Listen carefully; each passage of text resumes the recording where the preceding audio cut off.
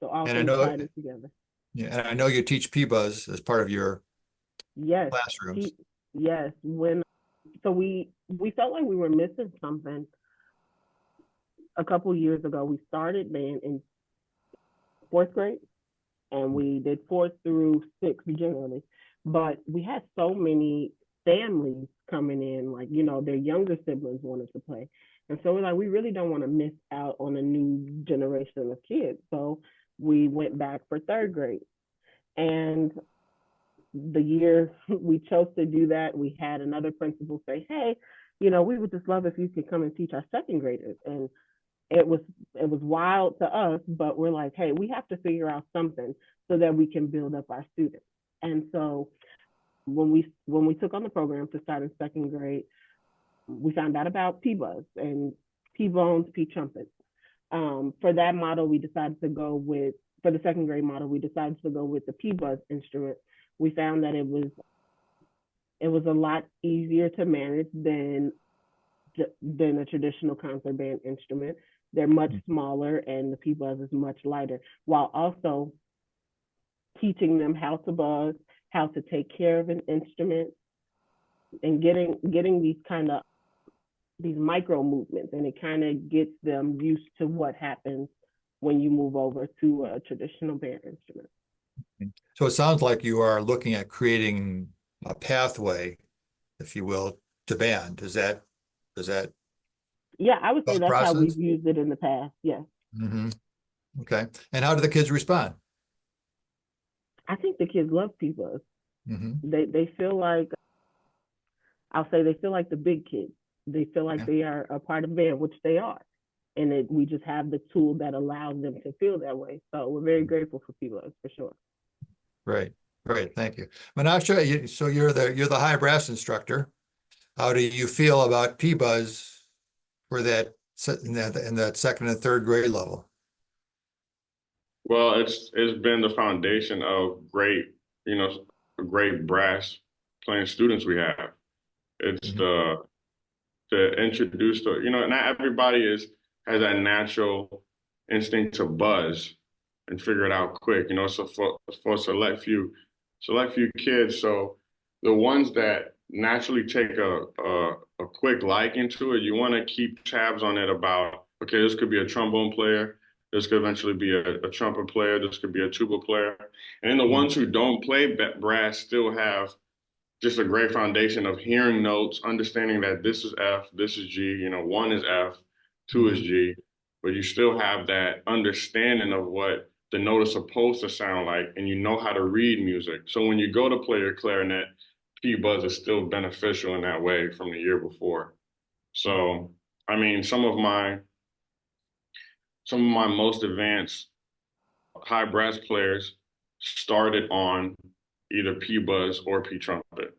Started Okay. with a P trumpet, and I said, take care of this instrument, and when you move up, then you get your brass. So Mhm. it's been extremely helpful in that way, and it's been the starting point for so many brilliant young musicians we have here. So I'm very grateful for pBuzz, and I'm sure they love it. Right. And it sounds like the kids are motivated to move on and get that brass instrument. Right, yeah, it's like the incentive.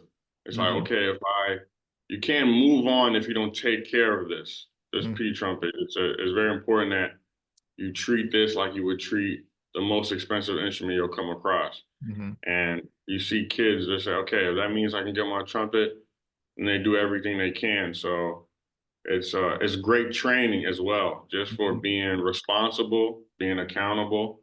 Hmm.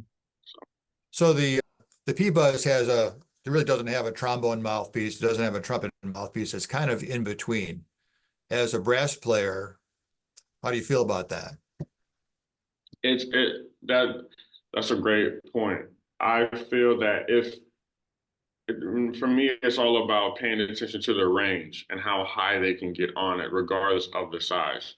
I feel Hmm. like uh, if it's easier for them to go high, but it's more difficult to go low, I would Hmm. start them off on a trumpet, cornet, something of that sort. And then if it's, vice versa, I mean, opposite, if it's easier for them to go low and especially play low and loud, sound real powerful on a pBuzz or the pBone, then I know where to start them after. And I always try to go trombone and then maybe move to euphonium. Mhm. But yeah, that's been how and of course you can get it wrong sometimes, and you figure that they're also getting older. Muscles are changing, so the next year they're not the same kid they were before. So you Mhm. might have to switch the program. However, though, it's been a great base to to have my judgment on where they should go after. It's always been great that middle-sized mouthpiece that's created. Sure. Of course, you're always going after a balanced instrumentation, and so Absolutely. it's easy Right, to right, see absolutely. if you can move people the right directions. You'll have the band will be improved. The young band will be Right, improved as well as the older band. So Ashanti, absolutely. yeah, Ashanti, tell me a little bit about your pBuzz curriculum. How do you teach them? So the first day we go in with pBuzz, we tend to do music theory from jump. No matter how young we start, we want to give the basics. So we start off with your every good boy is fine, right? Mhm. And even earlier, what's a staff? What's a treble clef? So we'll Mhm. start there. And once we do introduce the pBuzz, I think the first thing we do is just making sure everybody understands how to hold it, because for some reason the right and the left, they don't really get it the first day. So we spend a reasonable amount of time just making sure they understand how to hold the instrument. Once we Mhm. get past that, we're then showing we use the letters on the instrument. I know they have the numbers and the letters, but we like to relate it back to music theory that they'll be using for their traditional concert band instruments. So we opt to do the letters. And once we go through the letters, we show them what it looks like on the staff. We get them to buzz through all the notes. And then we introduce small songs. Mhm. Actually, before that, we introduce rhythms. So, you want to play F for eighth note, move on to the next note, and, do patterns like that. After that, then we introduce songs. Coach Nash is a genius when it comes to incorporating soundtracks and rhythms and making up chants and different songs that go along with what they're playing, just to keep them engaged. Because as we all know, students, they get distracted very easily. So we have to find ways to keep them engaged and interested in the instrument for that year, and so that we have longevity and they're able to move on to their brass instrument or woodwind instrument. Right. So in second grade, how long is your how long do you use pBuzz? Is it a number of days, a number of weeks? How does your class schedule work for that? So the last year we used pBuzz, we opted for pBuzz, recorders, boom whackers, and I believe I'm missing one. We had 4 semesters of different instruments. And oh no, actually we did pBuzz twice. That's what it was. We did pBuzz twice with boom whackers and recorders. And when we switch them out like that by semester, it keeps them engaged in music in general, but also keeps them current on the concepts of music education in general. So we were able to, semester one, start on the pBuzz, go to recorders, and it's pretty much the same in terms of theory. Boom whackers is more like, hey, we just came back from Christmas, let's have some fun, So we introduce that, and they play different songs on the big screen, and then we bring it back. Hey, you guys are moving into third grade. You guys are moving into the next grade. It's time to be big boys, big girls. Let's get ready for our concert band instrument. Okay. All right. And so then in third grade, do you introduce band instruments Yes, in third grade then? we've And had what does great that look success. like? What does that look like? Same process actually, just with the traditional instruments. So Mhm. if they are starting for the first time in third grade, then you go through your theory at the beginning of the year. We do a session where we decide if their buzz is better on a trumpet or a trombone. If you aren't buzzing at all, you come to my side with the woodwinds. And so you could be flute, clarinet, and then once you go to the woodwind side, we determine which mouthpiece is better for you there. And then we're off to the races. Now we are in the Standard of Excellence book, and we begin page 6, number 1, and we move them through the years. Right. Thank you. One of the things that we talk about is teaching kids to use air on the pBuzz. Can you tell us about your experience with that and how that relates to as they move into band instruments? We just always tell them constantly, it's called wind instrument for a reason. You got to put some air in there. You got to, and pBuzz, pBuzz for these second graders and these real young kids, that's that first example that they get. You're not going to reach up to B, the top of that pBuzz without air. And that's we turn it into competitions for the kids, and we divide them up into teams, and we say, okay, if anybody from this team can come and play this high B and play this high B, I might have something special. And then you end up just getting pizza for the whole class because kids just gonna cry and all that. But yeah, we try to come up with a bunch of different ways to get kids to really reach for that note, and that always comes from embouchure and air, and that's just that put wind through the instrument, play the instrument, don't let the instrument play you. That talk starts from second grade with the pBuzz all the way to when they're in 8th grade getting ready for high school. It's like you need air, and the pBuzz is recently for West Point students has been the first example for kids coming in 2nd and 3rd grade. They're getting that lesson through a pBuzz, pBone, P trumpet instrument. So they're coming into 3rd grade and starting band instruments, do you see the impact of pBuzz on how they use air? Are they getting a better tone, sound? Is that helpful? Yes, absolutely. And for the 3rd grader, so if we have a new 4th grader come in, we'll try to, if we have these, if we have our brass instruments, our actual brass, we'll try to give those to the older kids. So say a new 5th grader or somebody who was in 4th coming in the 5th playing, we'll have those instruments for them. And then we'll have P trumpets and pBones for our 3rd graders, our brand new kids coming in. But I can see my 2nd graders going into 3rd grade compared to the brand new 3rd grade students we have. You definitely see a difference in wind and embouchure because these 3rd graders, they had that training on pBuzz last year. Right. It's certain things that it kind of just kicks in. Okay, I remember this, especially like Ashanti said. We had 2 semesters of it, and that really makes a difference. You can see with these kids coming in, and they kind of already have this muscle memory if they make it through the summer. That it's just easier for them to grasp it than a brand new kid. So. Right, appreciate that. Ashanti, you talked about having boomwhackers and recorders and pBuzz. Have you ever put them together in an ensemble?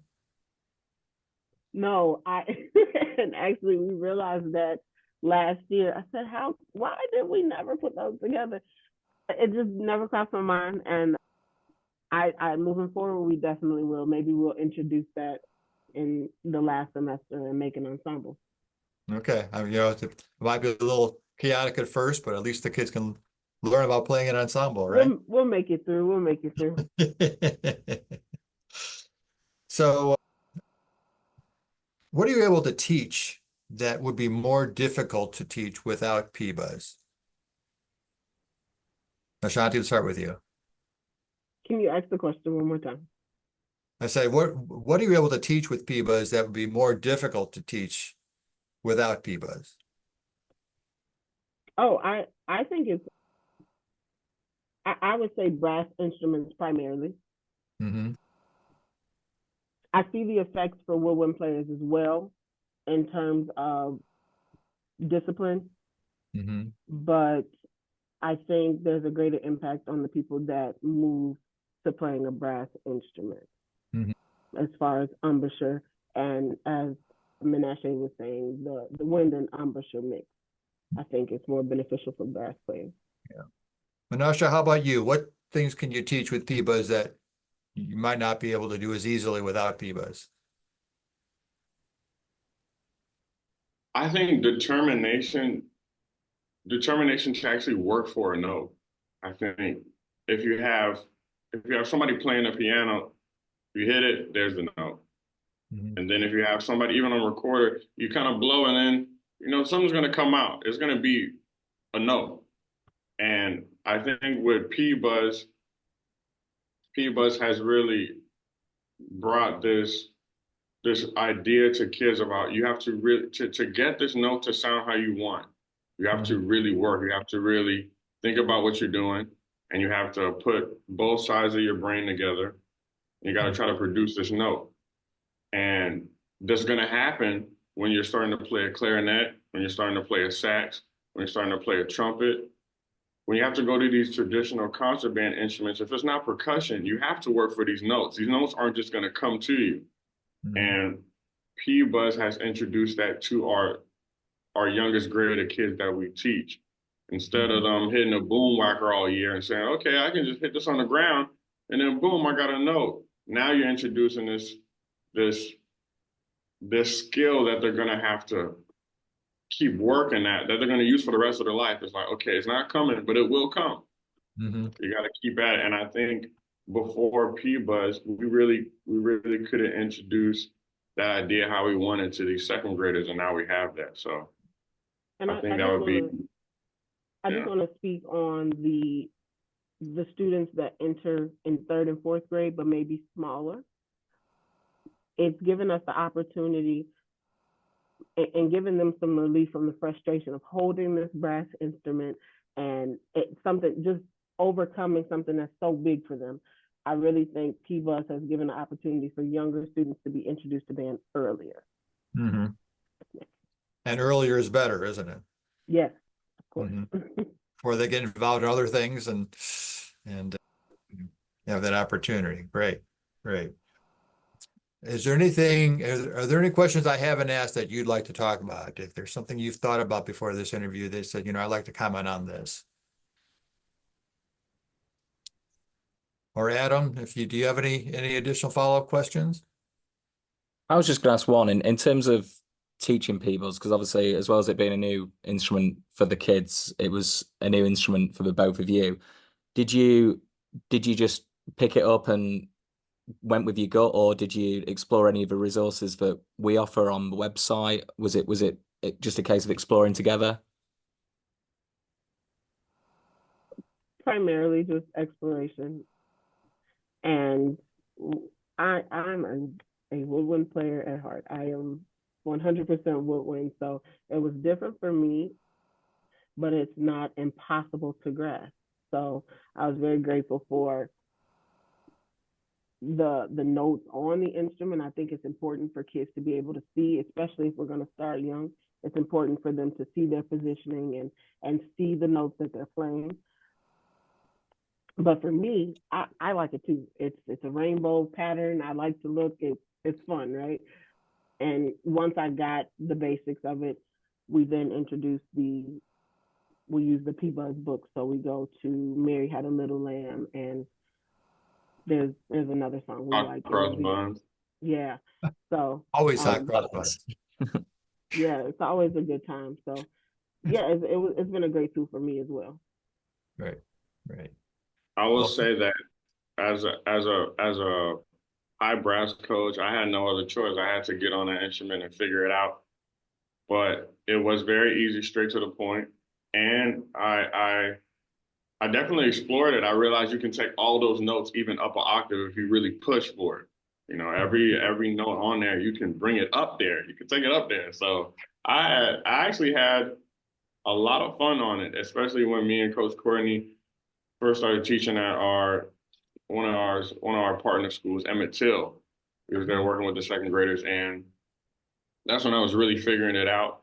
And also, it's important. It's definitely important for me to be accustomed to these pBuzz instruments because a kid will say all day, it's not working. I'm not getting it's not working. You have to be able to take your mouthpiece, put it in the instrument and say, no, see, blah, blah, blah, blah, see, it's great. And that helps them keep fighting, keep going. So Mhm. I had a great time on it. Still having a great time. So that makes me laugh because every time I say 6 notes on one partial, the trumpet players go, "Oh yeah, watch Oh this." yeah, yeah. You can take it up there. There's endless possibilities, man. That's Yeah. great. That's great. Well, thank you, Manasseh and Ashanti. Thank you so much for taking the time to talk about pBuzz. We see teachers around the country, moving into the pBuzz and having more kids join band because of their experience with pBuzz. And I know that your experience has been the same. And I think it was important to talk about, what's happening in Chicago as well as what's happening in Indianapolis and Dallas and Louisville and Florida and down in Miami. And so you're part of this larger group of teachers that are utilizing pBuzz to help more kids in a pathway to band.